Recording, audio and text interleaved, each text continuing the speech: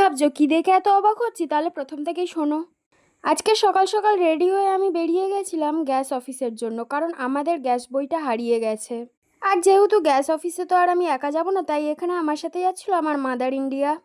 যেহেতু আমি অনেক লেট করে ঘুম থেকে উঠি, তাই আমি সকালে ব্রেকফাস্টটা স্কিপ করে দিয়েছি। কিছু না খেয়েছিলাম বলে আমি এখানে একটা মাজা কিনে নিয়েছিলাম আমার জন্য। আর আজকে যা গরম পড়েছিল কি আর বলবো।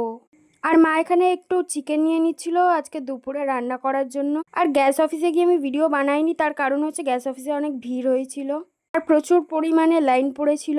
আর আমাদের বাড়ির এখানে রাস্তায় দেখো কত সুন্দর একটা পলাশ ফুলের গাছ হয়েছে, যেই গাছটায় পলাশ ফুল পুরো ভরেছিল।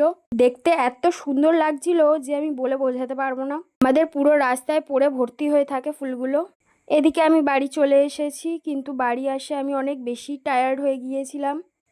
যেহেতু আমি ব্রেকফাস্ট করিনি, তাই একটু বেশি টায়ার্ড লাগছিল। আর তাই আমি এখানে এসে একটু জল খেয়ে নিচ্ছিলাম, যাতে একটু ঠিকঠাক লাগে শরীরটা।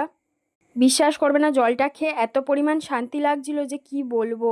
হুট করে যে এতটা গরম পড়ে গেছে বোঝাই যাচ্ছে না। আর যেহেতু আমাদের গ্যাস এখন শেষ হয়ে গেছে, তাই আমরা এখন কাঠের জালেই রান্না করে খাচ্ছি।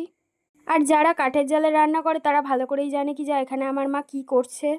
এই হচ্ছে আমাদের বাড়ির উনুন, যেটাতে আজকে আমরা চিকেন রান্না করে খাবো। ভালো লাগলে একটা লাইক করে দেবেন।